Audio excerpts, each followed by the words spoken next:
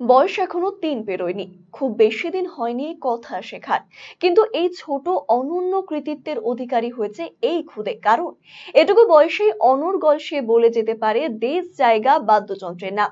এই প্রতিভার জোরেই ইন্ডিয়া বুক অফ রেকর্ডস এর নাম উঠেছে পুরাতন মালদা পুরসভার ১৩ নম্বর ওয়ার্ডের খৈহাট্টা এলাকার বাসিন্দা খুদে তিথি ঘোষের।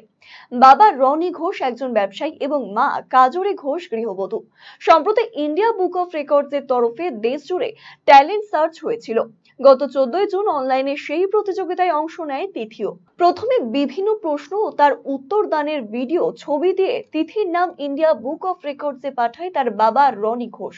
ওই ভিডিও দেখে সংশ্লিষ্ট কর্তৃপক্ষ খুশি হয়। এরপর তারা আবার তিথির পরীক্ষা নেয়। প্রতিযোগিতায় তাকে ৯ ধরনের প্রশ্ন করা হয়। তার মধ্যে ছিল বিভিন্ন বাদ্যযন্ত্রের নাম, ফুল, পশু, জাতীয় পতাকা, জাতীয় ফুল, বিভিন্ন ধরনের শাকসবজির নাম ইত্যাদি।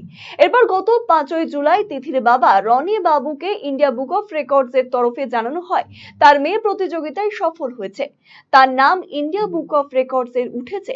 ইতিমধ্যেই পার্সেলের মাধ্যমে নিজের পুরস্কারও পেতে গিয়েছে তিথি। ছোট তিথির এই সাফল্যে খুশি তার পরিবারের সকল সদস্য। পরীক্ষাটা দেওয়া হয়েছিল ইন্ডিয়া বুক অফ রেকর্ড অনলাইনের মাধ্যমে, ঠিক আছে। প্রথমে ওর যাই হোক প্রথমে ওর ভিডিও করে আমরা ওকে পাঠানো হয়েছিল অনলাইনে। ওই ভিডিওটা দেখে ওরা সিলেক্ট করে, তারপরে ওর আবার নতুন করে একটা পরীক্ষা নেওয়া হয়। যেমন পরীক্ষার মধ্যে ছিল ওটার আপনার কি কি পারে, যেমন 5টা দেশের নাম, ফলের নাম, তারপরে খেলার নাম, আর যেমন ধরেন আরও ছিল হচ্ছে বাংলা থেকে বাংলা, ইংরেজি, মাসের নাম, সপ্তাহের নাম, এইসব জিনিস নিয়েই যে কি কি পারে এর উপরে বেস করে একটা পরীক্ষা হয়, যেটাতে সিলেকশন হয় ও পাসও করে। তার উপরে বেস করে আমাদের কাছে 15-20 দিনের পরে আমাদের কাছে ওর মানে পুরস্কার, যেটা মেডেল বলেন, সার্টিফিকেট বলেন, সবকিছু আমাদের কাছে হাতে এসে পৌঁছায়। জেলায় কি আপনার মেয়ে পেয়েছে? হ্যাঁ, জেলায় আমার মেয়ে, আমাদের জানাশোনার মধ্যে এই আছে, তাছাড়া আমরা কাউকে দেখি। কার কাছে শেখা এগুলো বেশিরভাগটাই ওর মার কাছেই শেখা। আমি সেরকম দোকানের ক্ষেত্রে টাইম পাই না, তার জন্য ওর মাই বেশিরভাগটাই শেখায়। কেমন লাগছে মেয়ের এই? ভালো লাগছে।